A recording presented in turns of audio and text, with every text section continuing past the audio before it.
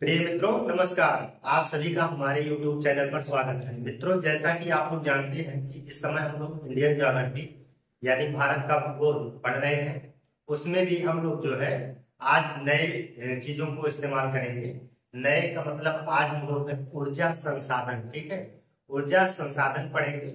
ऊर्जा संसाधन के अंतर्गत हम बहुत सारे प्रकार की ऊर्जा, जैसे आप देखेंगे कि नवीकरणीय, अनवीकरणीय, इन्हीं को जो है परंपरागत या गैर परंपरागत, वाणिज्यिक, गैर वाणिज्यिक ऊर्जाओं में विभक्त करके चीजों को देखेंगे।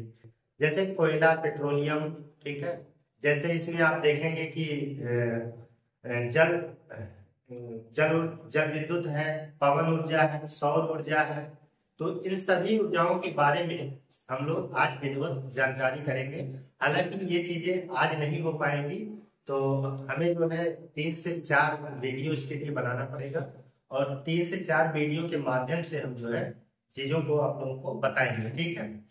तो इसमें जो है आज हम सबसे पहले देखने वाले हैं कि मुख्य रूप से हम कोयला देखेंगे। हालांकि कोयला भी हमारा एक वीडियो में नहीं हो पाएगा। कोयले के लिए हम कम से कम जो है 3 वीडियो बनाएंगे, तभी हमारा कोयला वाला चैप्टर जो है या टॉपिक इसका कंप्लीट हो पाएगा। तो इसको हम पार्ट वाइज, पार्ट 1, सेकंड और थर्ड करके जो है इसको पूरा करेंगे। अगर 2 ही पार्ट में हो जाएगा तो हम इसको 2 पार्ट में करने का ज्यादा प्रयास करेंगे, लेकिन वीडियो ज्यादा लंबा ना हो, इसलिए हमारा प्रयास रहेगा कि ये थोड़े में और छोटे में ना बने, कंप्लीट हो जाए आपका। तो इसका मतलब ये होगा कि जो है 2 ही वीडियो में हो जाएगा तो ज्यादा बढ़िया रहेगा। लेकिन अगर लंबा होता है तो हम इसको जो है 3 वीडियो में बनाने का प्रयास करेंगे। ओनली जो है हम बात कर रहे हैं कोल की, यानी कि कोयले की। तो ये चीजें हो जाएंगे। अब यहाँ पे हम लोग जो है ऊर्जा संसाधन से संबंधित चीजों का इसका वर्गीकरण करेंगे। वर्गीकरण में हम जो है नवीकरणीय और अनवीकरणीय ऊर्जा के आधार पर इसका वर्गीकरण करेंगे। नवीकरणीय क्या होता है, अनवीकरणीय क्या होता है। नवीकरणीय का मतलब होता है कि रिन्यूएबल, कहने का मतलब है कि ऐसे ऊर्जा संसाधन जिसका उपयोग दोबारा किया जा सकता है। एक बार अगर आपने उसका यूज कर लिया है तो वो फिर जो है उसको आप यूज कर सकते हैं, ठीक है। जैसे आप देखेंगे कि हमारा सौर ऊर्जा है, पवन ऊर्जा है, जल ऊर्जा, तो ये सब ऐसी ऊर्जाएं हैं जिनका आप लोग जो है दोबारा से यूज करते रहते हैं।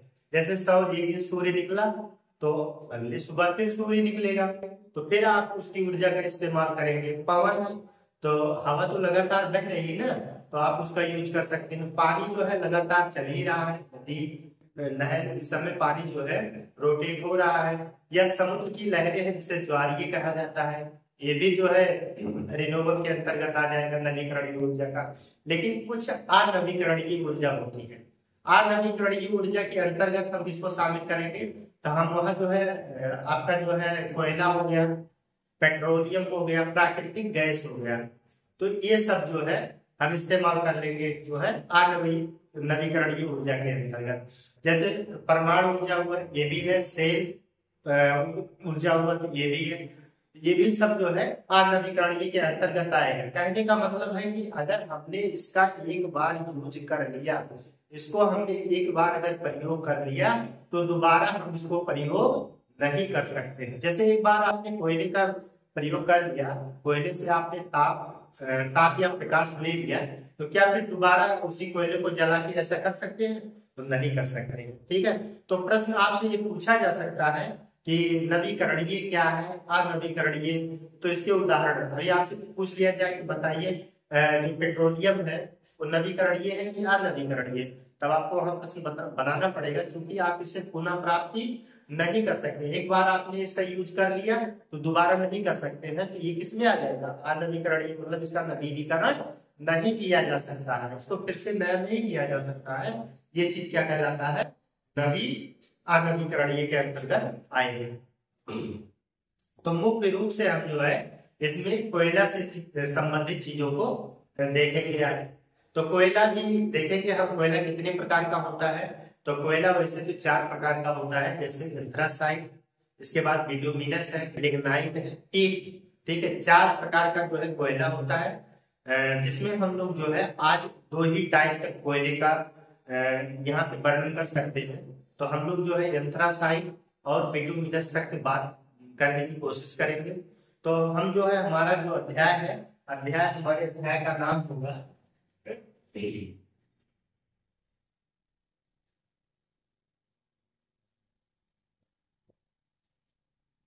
ऊर्जा संसाधन।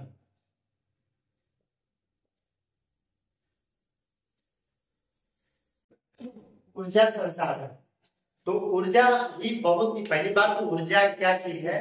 ऊर्जा बहुत इंपॉर्टेंट चीज है मानवीय क्रियाकलापों के लिए। ऊर्जा जो है बहुत ही महत्वपूर्ण चीज है। बगैर ऊर्जा के हम कोई कार्य नहीं कर सकते हैं। जैसे हमें चलने फिरने या हमारी जो भी तमाम जरूरतें होती हैं, रोज के दैनिक क्रियाकलाप की जरूरत, हमारा शरीर भी अगर चलने फिरने में सक्षम है या कुछ करने में सक्षम है तो हमें उसके लिए ऊर्जा की जरूरत पड़ती है। जब हमारे अंदर में ऊर्जा रहेगा तभी हम किसी कार्य को कर सकते हैं, अन्यथा हम कार्य नहीं कर सकते हैं। तो ऊर्जा क्या होती है? किसी भी कार्य को करने के लिए ऊर्जा की आवश्यकता होती है।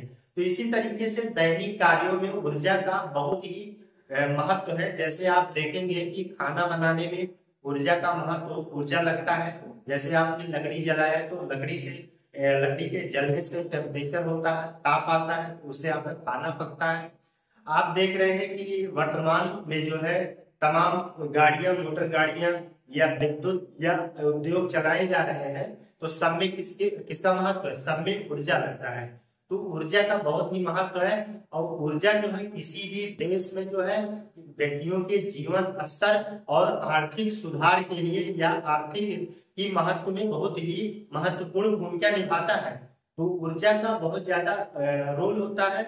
ऊर्जा के बदौलत ही किसी भी देश की आर्थिक स्थिति का मापन किया जाता है। अगर वहां पे देखेंगे कि ऊर्जा के कितने संसाधन उपलब्ध है, तो आप बता, अगर वहां पे ऊर्जा की बहुत ज्यादा संसाधन उपलब्ध है, ऊर्जा पर्याप्त मात्रा में है, तो इसका मतलब है कि उस देश की आर्थिक स्थिति बहुत अच्छी मानी जा सकती है या होती है। उसी की बदौलत जो है देश डेवलप करता है, विकास करता है। तो ऊर्जा का बड़ा ही महत्व होता है। ऊर्जा में देखेंगे हम लोग कि एक जो है गैर पारंपरिक ऊर्जा, गैर वाणिज्यिक ऊर्जा होता है।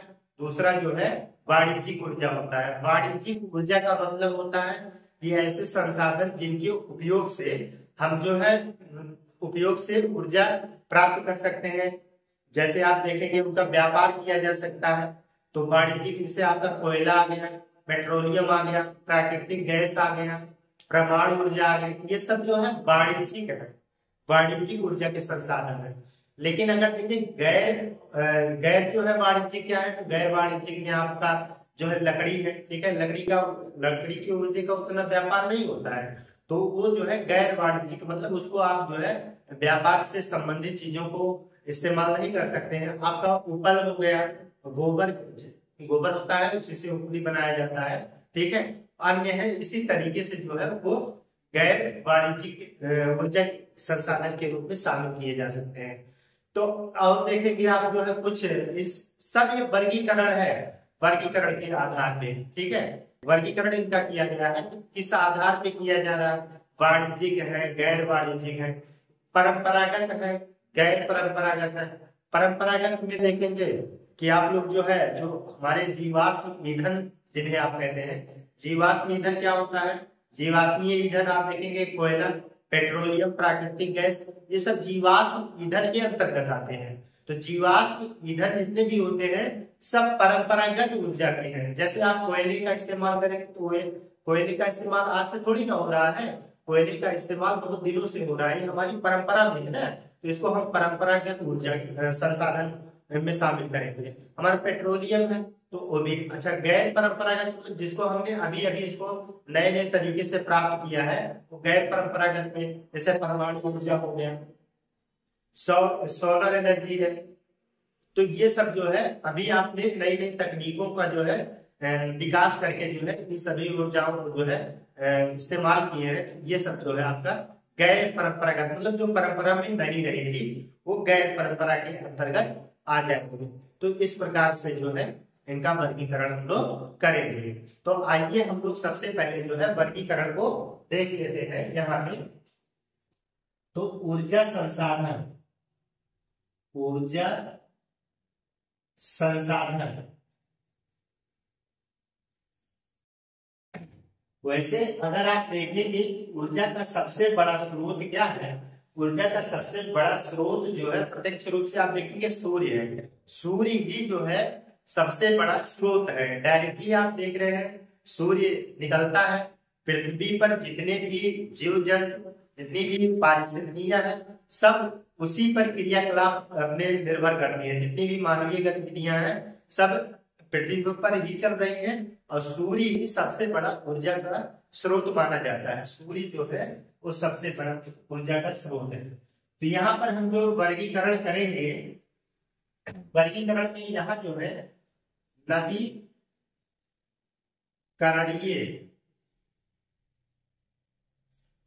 ऊर्जा संसाधन,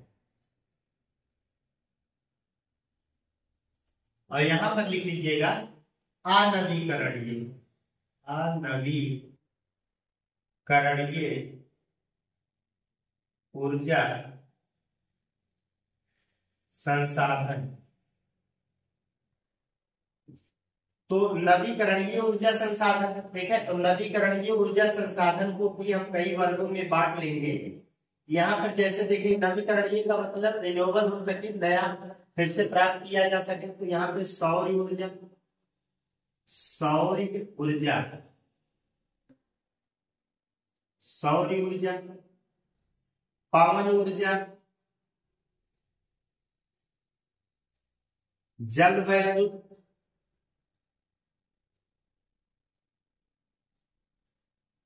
बायोगैस,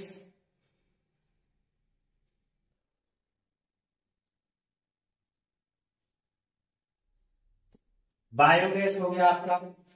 यहाँ पे जो है आप जो है कचरे से उत्पादित ऊर्जा, कचरे से उत्पादित ऊर्जा,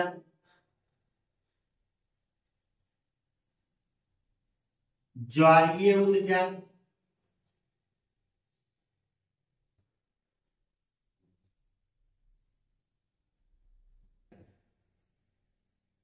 भूतापीय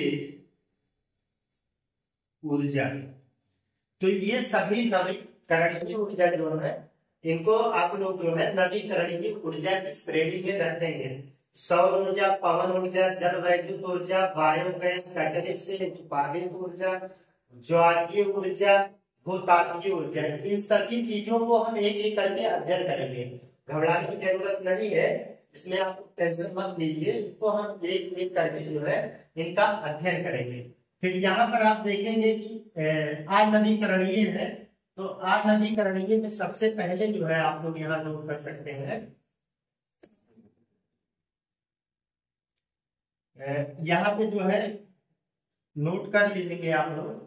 जैसे कोयला है, कोयला, इसके बाद यहाँ पर प्राकृतिक गैस है,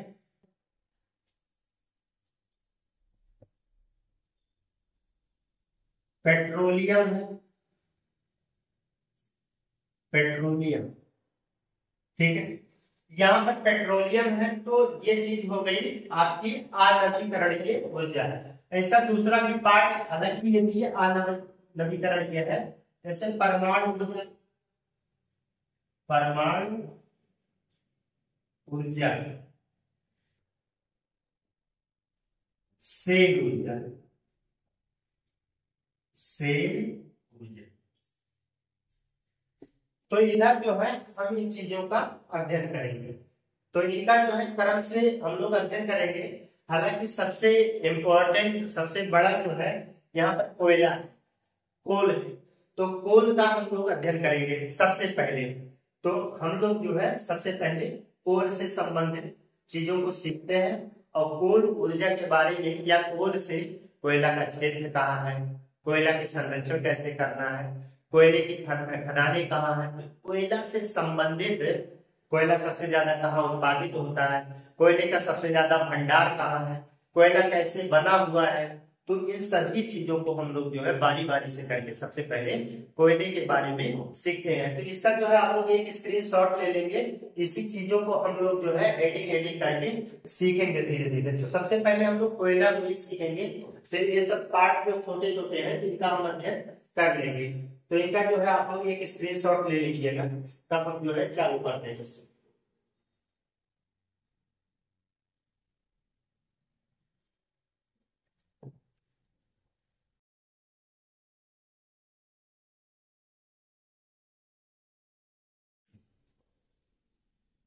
तो कोयला यहाँ पर हम लोग सबसे पहले सीखेंगे कोयला।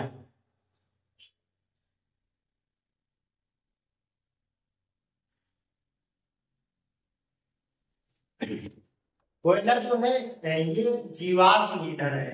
कोयला एक जीवाश्म ईंधन है।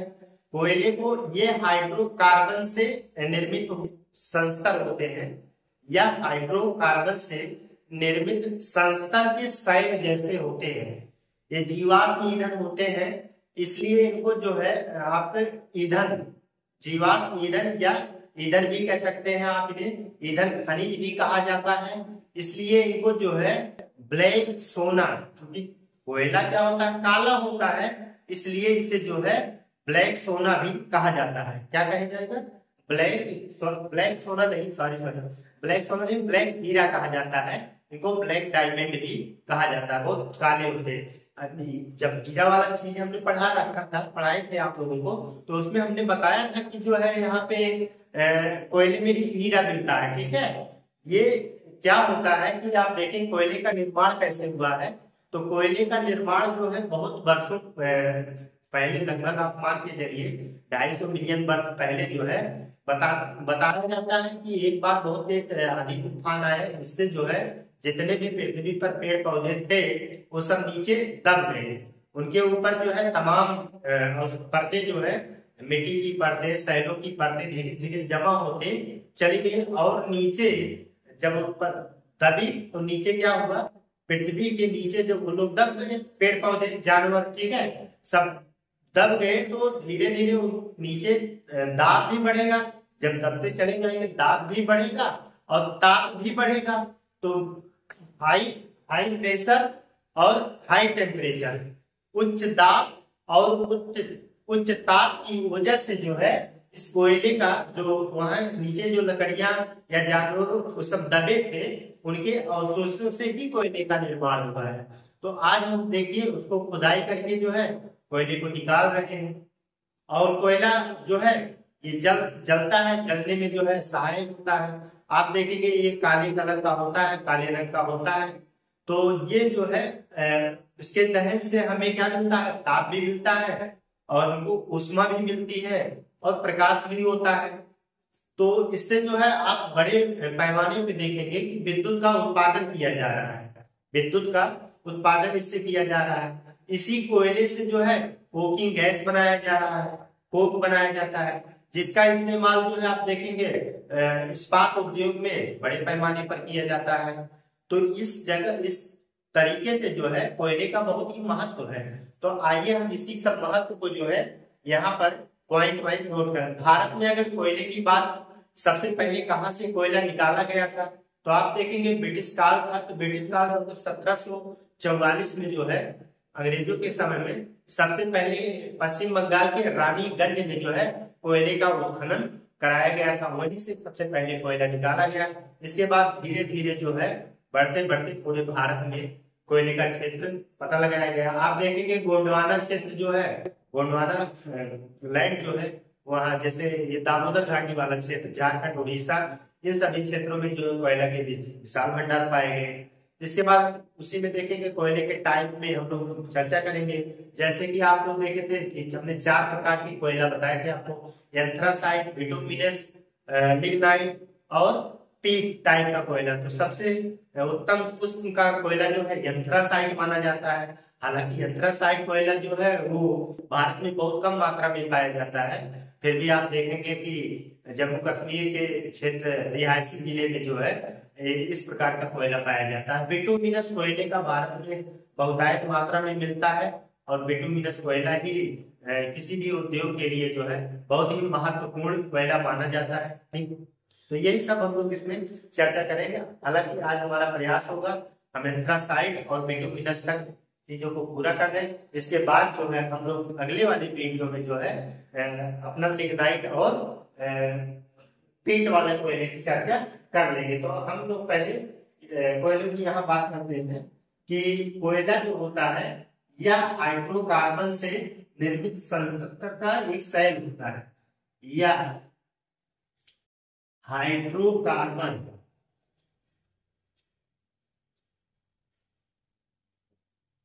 से निर्मित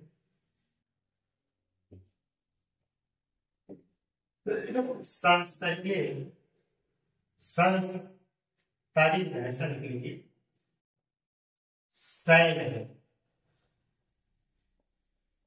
संस्तरित सेल का मतलब अस्तर है। ठीक है, एक मोटा सा जो है अस्तर होता है, ये हाइड्रोकार्बन से बना होता है, हाइड्रोकार्बन से निर्मित होता है। इसे काला हीरा, इसे काला हीरा कहा जाता है। किसे? कोयले को। कोयले को काला हीरा कहा जाता है। यह एक जीवाश्म ईंधन है, जीवाश्म ईंधन है। अतः इसे ईंधन खनिज भी कहा जाता है, ईंधन खनिज भी कहा जाता है। ईंधन खनिज भी कहा जाता है। इस चीज को आप लोग जानते रहिएगा, ये महत्वपूर्ण चीजें हैं। आप देखिएगा कि कोयला जो है वो बहुत ज्यादा मात्रा में जो है भारत में का अधिकांश भाग जो है होता है ऊर्जा में, ऊर्जा के अधिकांश भाग जो है। इस पॉइंट को समझ लीजिए कि भारत में अगर हम ऊर्जा आवश्यकताओं की पूर्ति की बात करें तो सबसे ज्यादा कहाँ से प्राप्त होता है? कोयले से ही प्राप्त होता है। ठीक है, इसी पॉइंट को हमें नोट करना है। भारत में ऊर्जा की आवश्यकताओं की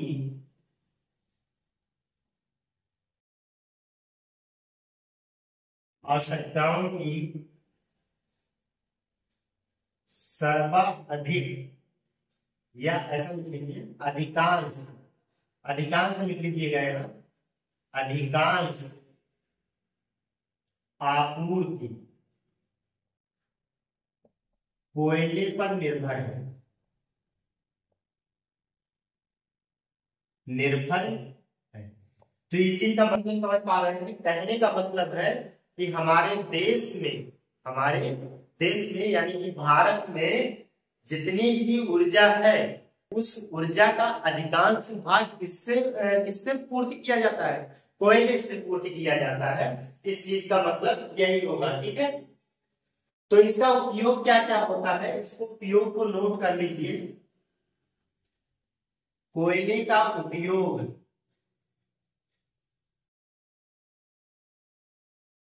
तो ऊर्जा का इतना बड़ा अगर संसाधन है ये, तो उपयोग की आप समझ सकते हैं कि इसका कितना उपयोग है। तो इसका उपयोग जो है आप देखेंगे कि लौह इस्पात उद्योग में, लौह इस्पात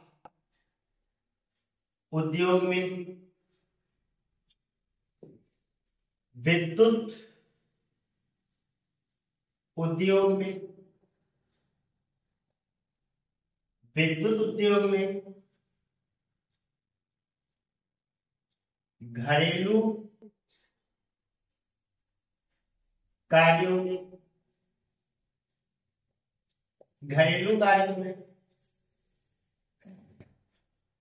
रेल इंजन आदि आदि अब कोयले का कितना प्रयोग है आप लोग समझ सकते हैं। बहुत सारा सब कुछ ऊर्जा का महत्वपूर्ण स्रोत कोयला ही है, तो कोयले का जो है बहुत ज्यादा उपयोग है। आप समझ सकते हैं कि कोयला कितना महत्व है। देखेंगे आप लोग जो है कोयला कहाँ से प्राप्त किया गया था। तो सबसे पहले जो है भारत में कोयला 1744 में रानीगंज यानी पश्चिम बंगाल से इसका उत्खनन कार्य करवाया गया था। कोयला जो होता है ये इससे कोक भी बनाया जाता है, कोकिंग कोयला। कोकिंग कोयला कैसे बनता है, इसमें क्या किया जाता है, कोयले को, जो कोयले में जलवाष्प होता है, ध्यान से समझिए, कोयले में जलवाष्प होता है, उसको शोधनशालाओं में ले जाया जाता है और उस जलवाष्प को जो है ऑक्सीजन की अनुपस्थिति में जला दिया जाता है। और जलाने से जो प्राप्त होता है जो पदार्थ, उसे ही कोक या कोकिंग कोयला कहा जाता है। इसका प्रयोग कहाँ किया जाता है, तो इसका प्रयोग इस्पात उद्योग में किया जाता है। ठीक है, तो यहाँ पे इस चीज को नोट कर लीजिए, कोयले से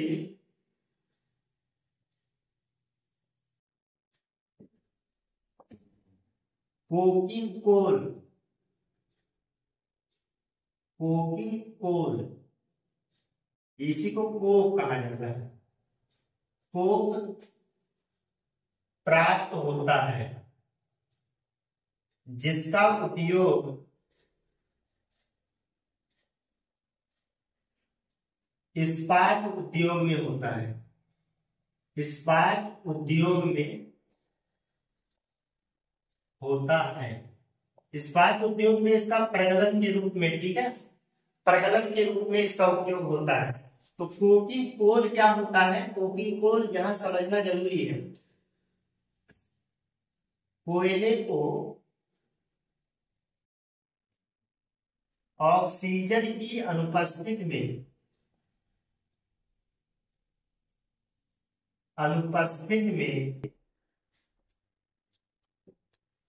जलाने से प्राप्त होता है,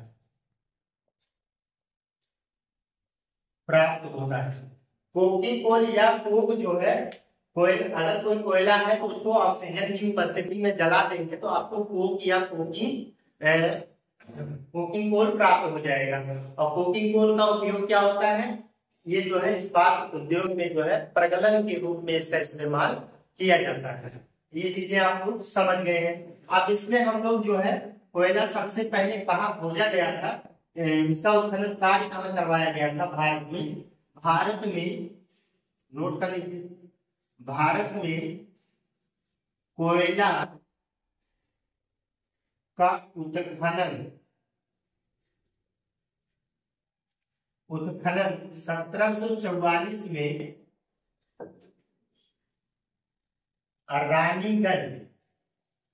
रानीगंज पश्चिम बंगाल में प्रारंभ किया गया।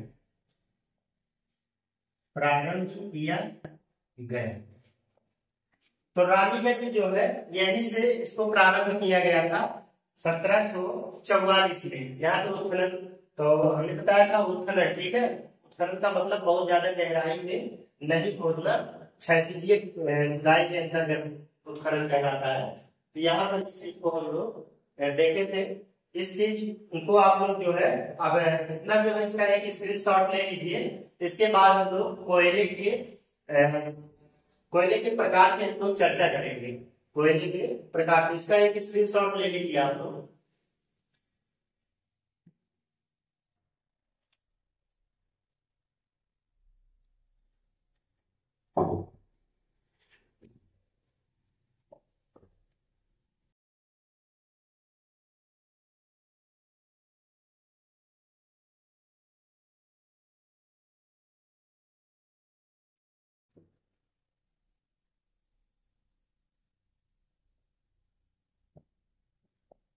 कोयले के प्रकार, कोयले के प्रकार में सबसे पहले हम लोग एंथ्रासाइट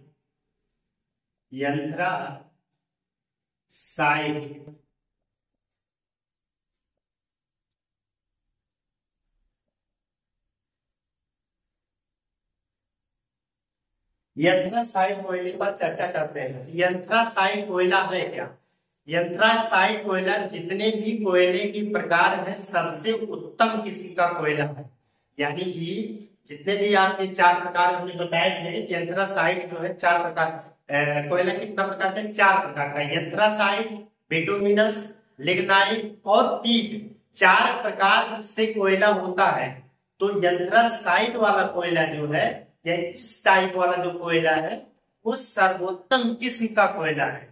सर्वोत्तम किस्म का कोयला का क्या मतलब हुआ कि इस कोयले में जो है जब इसको आप जलाएंगे तो इसमें धुआं रहित होगा, यानी कि धुआं नहीं निकलेगा और आपको कार्बन की अधिकाधिक प्राप्त होगी। यानी कि आप मान के चलिएगा कि 80 से 90% तक आपको जो है कार्बन की प्राप्ति होती है। कहने का मतलब है कि ये इतना तेजी से जलता है और कम राख देता है। राख बहुत कम निकलता है या ना के बराबर निकलता है। इसमें क्या होता है, इसमें नमी की मात्रा बहुत कम होती है। इसमें नमी की मात्रा बहुत कम होती है और हमने पहले ही बता दिया कि ये सर्वोत्तम किस्म का कोयला है। तो इसकी, हालांकि भारत में इस प्रकार की कोयला ज्यादा नहीं पाया जाता है, फिर भी जम्मू कश्मीर के रिहायशी जिले में जो है इस प्रकार का कोयला पाया जाता है। लिख लीजिए, यह सर्वोत्तम, ऐसा लिख लीजिए, यह सर्वोत्तम गुण वाला कोयला है।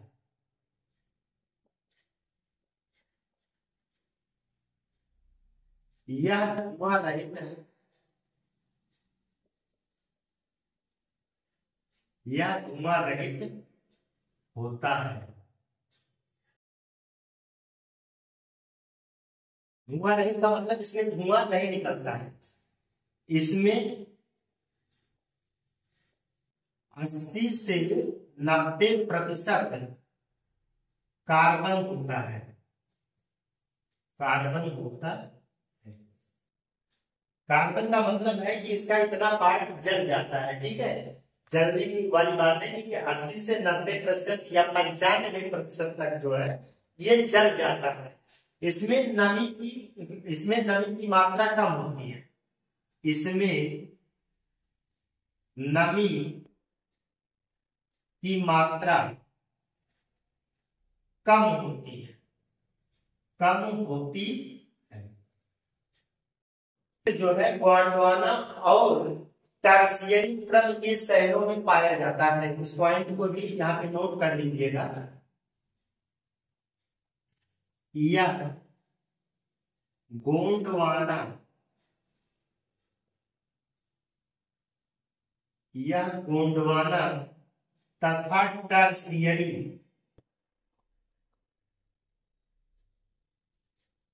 क्रम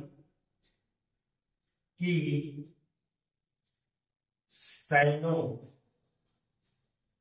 के निक्षेपों में पाया जाता है।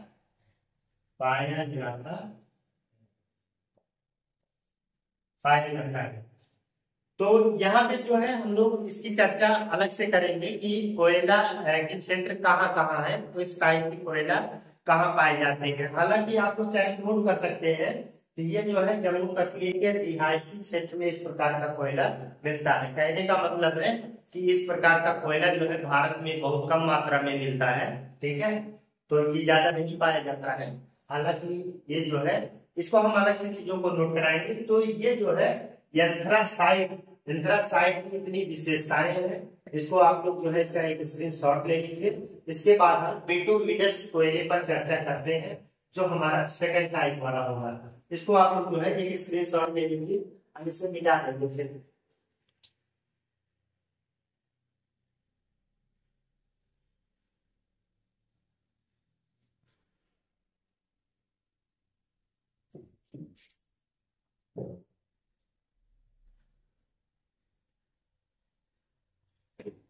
हमारा अगला होगा बिटुमिनस, सेकंड है बिटुमिनस।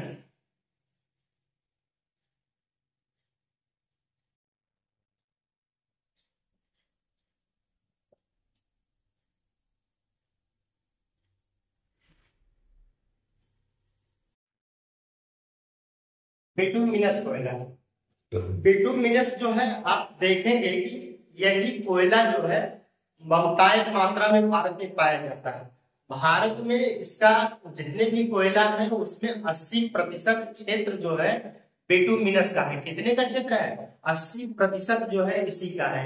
ये गोंडवाना क्रम की चट्टानों में पाया जाता है। भारत में जो है गोंडवाना क्रम की चट्टानों में। गोंडवाना क्रम का मतलब ये हुआ कि आप देखेंगे जो हमारा दामोदर नदी घाटी वाला क्षेत्र है, जैसे आप उड़ीसा है, छत्तीसगढ़ है, झारखंड है, तो इन क्षेत्रों में जो है इस कोयले की अधिकता है। जैसा कि हमने बताया आप लोगों को कि 80% कोयला जो है इसी से प्राप्त होता है, इसी टाइप का प्राप्त होता है, और इसका सर्वाधिक उपयोग जो है इसी का जो है उद्योगों में सबसे ज्यादा प्रयोग किया जाता है। अब देखेंगे आपको कोक या कोकिंग कोयला इसी से बनाया जाता है या इसी से प्राप्त किया जाता है, कोकिंग कोयला। तो इस बात को आप लोग समझ लीजिएगा। तो इसकी जो विशेषताएं हैं इसको आप लोग नोट कर लीजिएगा कि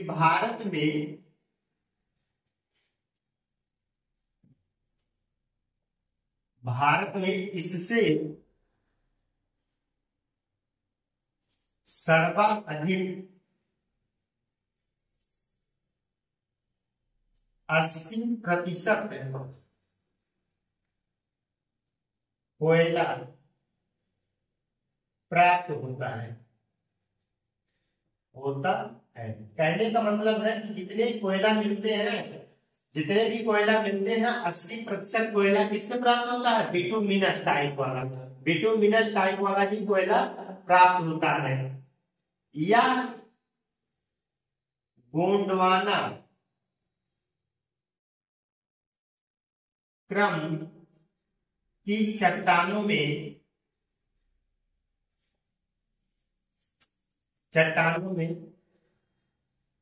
मिलता है। मतलब भारत में बात करें, भारत में कहा मिलता है?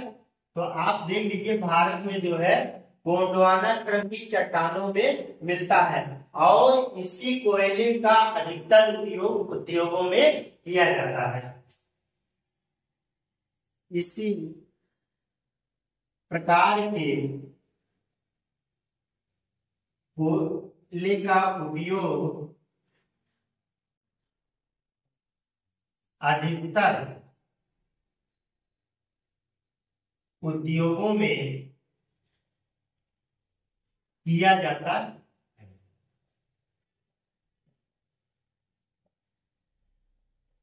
इसमें आप देखिएगा, बताइएगा कि जो है कार्बन कितना प्रतिशत निकलता है। तो आपने एंथ्रासाइड में देखा कि 80 से 90% तक कार्बन की प्राप्ति होती है। तो इसमें क्या है, 60 से 80% तक जो है कार्बन प्राप्त होता है। इसमें 60 से 80% कार्बन होता है। अब कार्बन का मतलब आप लोग समझ गए हो, कार्बन का मतलब इतना जलता है, ठीक है। अगर मान लेते हैं कि 1 किलो कोयला है तो उसमें जो है 60 से 80% बिटुमिनस टाइप वाला है। तो फिर जो है भारत जो है आप देखेंगे कि भारत जो है वो कोकिंग कोल पे जो है बहुत ज्यादा आधारित होता है। भारत जो है कोकिंग कोल के आयात पे जो है निर्भर होता है। भारत कोकिंग कोल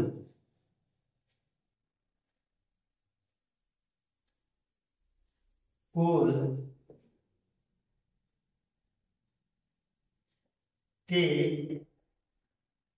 आयात पर निर्भर होने वाला देश है। कहने का मतलब हम जो है कोकिंग कोल के आयात पर निर्भर होने वाले देश है। कहने का मतलब ये हुआ कि हम जो है हमारी निर्भरता जो है कोकिंग कोल जो है या कोक जो है वो आयात पर निर्भर होता है। हमारे पास कोकिंग कोल नहीं होता है। कहने का मतलब ये हुआ। इसका उपयोग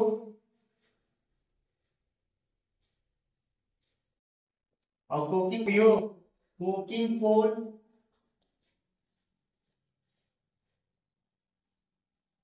गैस कोल एवं वाष्प कोल बनाने में किया जाता है, बनाने में किया जाता है। इसका उपयोग जो है कोकी कोल, गैस कोल एवं वाष्प कोल बनाने में किया जाता है। तो मित्रों, क्लास बहुत ज्यादा लंबी ना हो इसके लिए हम लोग जो है यह प्रयास करते हैं कि ज्यादा आपको ज्यादा से ज्यादा मेरी क्लास जो है आधा घंटा 45 मिनट, ठीक है। तो इनके बीच में रहे आधा घंटा से 45 मिनट तक क्लास हम समझते हैं कि अच्छी मानी जाती है। क्लास बहुत ज्यादा लंबा नहीं होना चाहिए, लंबा होने से आप लोग बोरियत महसूस करेंगे। क्लासें छोटी होनी चाहिए, चीजों को आप लोग जो है ताकि विधिवत बढ़िया से समझ सकें और ज्यादा आप लोगों पे लोड ना हो, ठीक है। तो इसलिए हम जो है आज दो ही टाइप के जो है, एक पहले पार्ट में पढ़ा देंगे और दूसरे पार्ट, इसका हम दूसरा पार्ट भी ले आएंगे। अभी हमें यहाँ पे जो है तीसरा और चौथा वाला जो है क्रम बताना है, तो उसको हम लोग कल सीखेंगे। तो हम लोग यहीं पे क्लास को आज रोकते हैं, हम लोग उससे आपसे इजाजत लेते हैं। हम लोग मिलते हैं एक नए बेहतर क्लास के साथ, तब तक के लिए धन्यवाद।